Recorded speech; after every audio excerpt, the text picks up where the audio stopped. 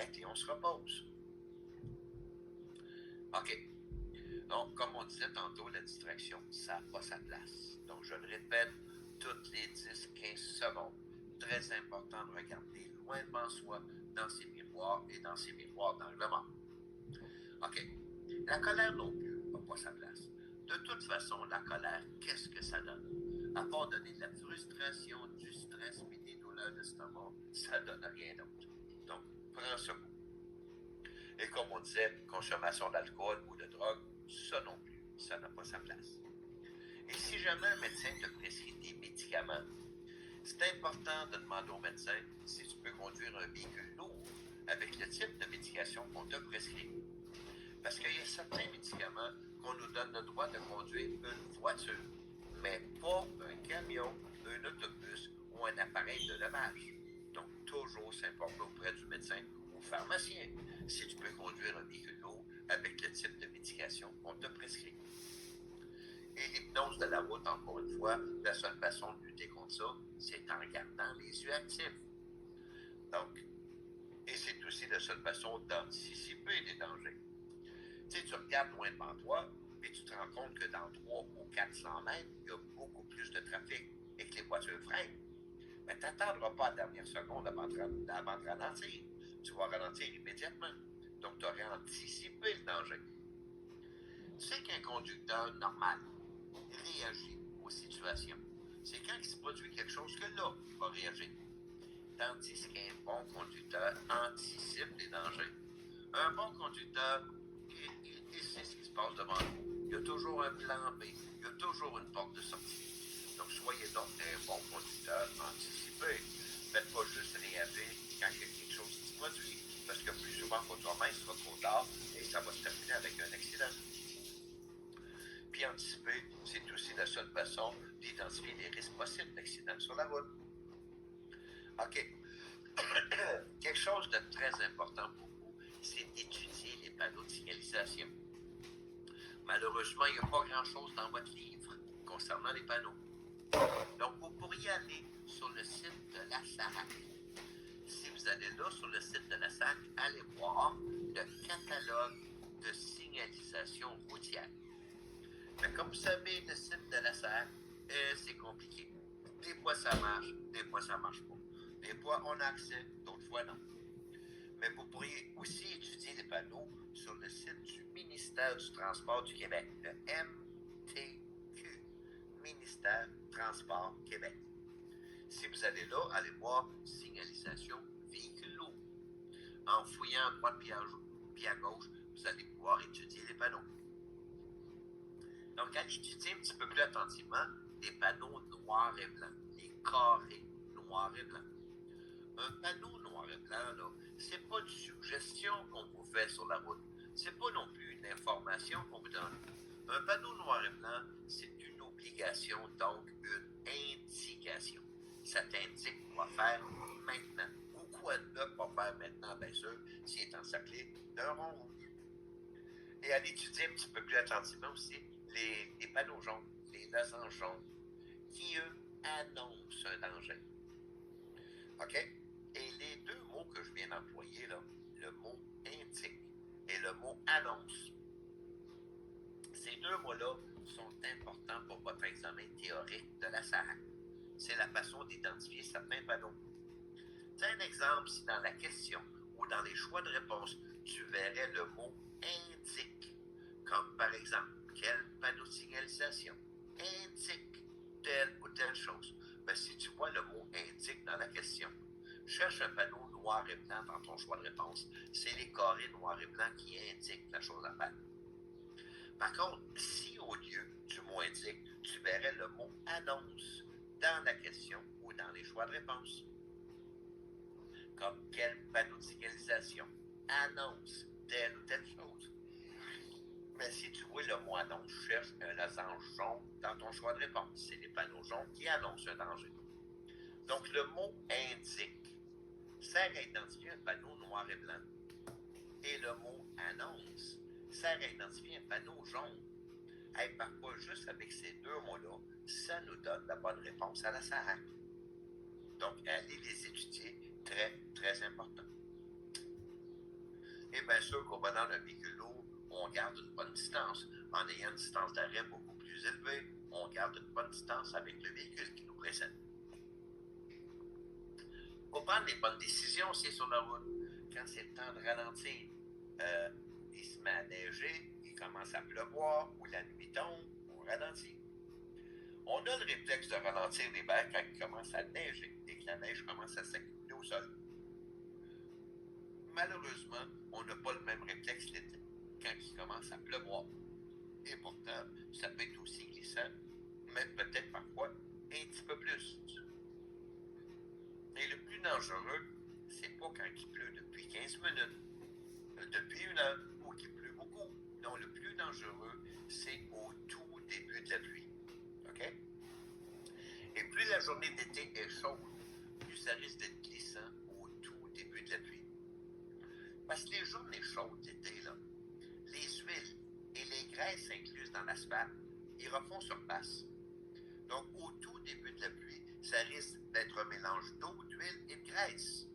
D'ailleurs, on voit ça, là, les journées chaudes d'été, quand il y a une averse. Les premières gouttes sur l'asphalte sont teintées de rouge, rose, bleu, vert, toutes sortes de couleurs. Ça, c'est les huiles et les graisses incluses dans l'asphalte qui ont refait surface et qui sont mêlées à l'eau. Donc, très dangereux au tout début de la pluie. D'ailleurs, c'est une question qui revient régulièrement à la Sahara. Quand, lors d'une averse, la chaussée est-elle la plus glissante? La réponse, au tout début de la pluie. Donc, c'est sûr qu'on ralentit. Prendre la bonne décision, c'est quand c'est temps d'arrêter. T'es fatigué, t'es sur le point de t'endormir, entête-toi pas. Tu peux pas te casser la gueule, puis tu peux pas casser la gueule à personne non plus. Arrête pour te reposer. Prendre la bonne décision, c'est quand c'est le temps de klaxonner. Parce que plus souvent qu'autrement, on klaxonne par frustration. Quelqu'un vient de couper, tu klaxonnes. Tu trouves qu'il est un peu trop près de toi, tu klaxonnes. Hey, ça ne donne rien. Même que plus souvent qu'autrement, la seule réponse qu'on reçoit, c'est un beau doigt levé. Je n'ai pas besoin de vous dire de quel doigt je parle. Ça nous rend encore plus frustrés, encore plus en colère. Ça ne donne rien.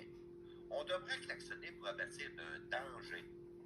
Tu vois une situation potentiellement dangereuse devant toi, puis tu te rends compte que le monde autour n'a pas l'air de le réaliser. Là, oui, klaxonne, fait aller des flûtes, réveille tout le monde. Là, ça vaut la peine. Mais si c'est par frustration ou par colère, ça ne donnera pas grand-chose au bout de la ligne.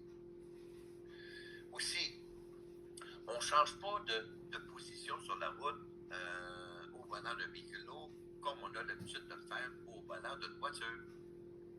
Tu sais, dans ta voiture, si tu veux changer de voie, qu'est-ce que tu vas faire? Tu vas mettre tes clignotants, tu vas regarder dans tes miroirs et dans tes angles morts. Ensuite, tu vas changer de position sur la route. Si tu agis comme ça dans l'examen pratique à la serre, ou si tu réponds comme ça dans l'examen théorique, hey, tu vas perdre des points. Parce qu'au volant d'un véhicule lourd, quand on veut changer de voie, il faut être 2 fois plus prudent. Donc, tu veux changer de voie sur la route, tout d'abord, tu vas regarder dans tes miroirs. Ensuite, dans tes miroirs d'angle mort. Là, si la voie est dégagée, tu vas mettre tes clignotants. Tu vas regarder dans tes miroirs une deuxième fois, dans tes miroirs d'angle mort aussi une deuxième fois, avant de changer de position, si la voie est toujours dégagée, bien sûr. Donc, si on te la pose la question à la salle, puis je vous le dis, il la pose souvent. La question, c'est lors d'un changement de position, dans quel ordre doit-on faire, comment dans quel ordre devez-vous faire des opérations de préparation pour un changement de position? Vous allez voir inclus dans votre choix de réponse, miroir, angle mort, clignotant, miroir, angle mort, manœuvre. C'est ça, la bonne réponse à donner. C'est tout ça, la bonne réponse à donner. Donc, prenez-le en note. Je vais leur dire lentement parce qu'ils posent tellement souvent cette question-là. Donc, si on demande dans quel ordre devez-vous faire vos opérations de préparation pour un changement de position, réponse, notez-le. Miroir, angle mort, clignotant, miroir, angle mort, manœuvre. C'est ça la bonne réponse à donner.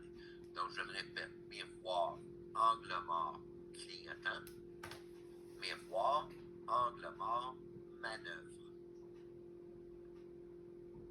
OK. Donc, en agissant comme faut, ça va respecter les règles de circulation, bien sûr. Mais surtout, on prend du repos si on est sur le point de s'endormir. On aide les autres conducteurs de véhicules, tout comme ils vont t'aider. Tu gardes une bonne distance, ben, tu vas apprécier ton nouveau métier. Être sur la route au volant d'un véhicule lourd, surtout une belle journée ensoleillée comme aujourd'hui, vous allez adorer ça. C'est très plaisant. Par contre, il va falloir respecter plusieurs lois et plusieurs réglementations. Et la première des réglementations, c'est la vérification avant départ du véhicule, la ronde de sécurité. C'est le code de la sécurité routière qui oblige le conducteur de véhicule lourd à effectuer une vérification visuelle et auditive et à noter ses observations dans le rapport de ronde de sécurité. Autrement dit, c'est toujours la responsabilité principale du conducteur, la vérification. Parce que le code de la sécurité routière oblige le conducteur. Par contre, il y a certaines compagnies, là, comme par exemple Robert Transport, ça arrive sur et beaucoup d'autres, où c'est des mécaniciens qui font la vérification des véhicules avant chaque départ. Si un mécanicien certifié l'a fait à ta place, c'est autorisé. OK? Ils ont le droit. Par contre, si un mécanicien effectue la vérification de ton véhicule, ben c'est quand même toi la personne responsable. Parce que le code de la sécurité routière oblige le conducteur. Donc, il va falloir signer et approuver le rapport de vérification. Parce que c'est ton rapport de vérification. Ça aussi, ça veut dire là, que si tu ne fais pas entièrement confiance au mécanicien qui va faire la vérification de ton véhicule, ben, tu auras juste à être présent en même temps que lui ou elle pour faire la vérification en même temps que lui ou elle ou la refaire sommairement par après. Parce que si le mécanicien n'a pas fait un bon travail, puis on te prend sur la route après ça avec une majeure sur ton véhicule, mais c'est pas le mécanicien qui va avoir la contravention, mais c'est toi, avec un minimum de 9 points de pondération. Se faire prendre avec une majeure sur la route nous fait perdre 9 points de pondération d'un seul coup. Donc, assurez-vous de ne pas prendre la route avec une majeure. Aussi, il va falloir justifier ton temps d'une façon quelconque. Ça peut être juste une feuille de temps. Ça peut être un registre allégé. Ça peut être un registre régulier travail de ville ou registre régulier détaillé. Ça dépend. Ça dépend de plusieurs facteurs. Ça dépend premièrement de la distance que tu dois t'éloigner de ton bord de tâche. Ça peut dépendre aussi du nombre d'heures de travail que tu fais dans ta journée. Si jamais tu fais du longue distance et que tu couches dans ton camion, dans ton sleeper, les réglementations vont changer d'une façon un petit peu différente. Tellement de réglementations concernant le logbook. On va voir ça ensemble dans votre cours G3 quand on va étudier le chapitre 11. OK? Mais je vous le dis tout de suite, votre cours G4, chapitre 11, c'est sans doute le cours où vous allez avoir le plus de difficultés. Moi, vous en lancez des heures par la tête et des réglementations différentes, très compliquées, le logbook. Donc, comme j'ai dit, on va voir ça dans votre cours G4, quand on va étudier le chapitre 11. Ceux qui ont déjà suivi le cours G4, vous savez de quoi je parle. Ceux qui n'ont pas suivi le cours G4, je vous invite à jeter un coup d'œil dans votre chapitre 11. Mais vous allez vous rendre compte que sans le cours, vous ne comprendrez pas grand-chose. C'est compliqué, incroyablement compliqué. Donc, on va voir ça. On va tout décortiquer ça ensemble dans le chapitre 11. OK. Il y a aussi le respect des charges et dimensions. On ne peut pas être aussi haut, aussi large, aussi long qu'on voudrait. Il y a des dimensions applicables à respecter. Et tu ne peux pas charger aussi lourd que tu voudrais non plus. Il faut respecter la capacité de charge de ton véhicule. OK? Et quand on parle du respect des charges et dimensions, tout le monde, inclus dans le transport, ont une certaine responsabilité vis-à-vis ça. Ton employeur, bien sûr, l'exploitant est responsable. C'est lui qui te fournit ton véhicule. Donc, ton véhicule doit respecter les dimensions applicables sur la route.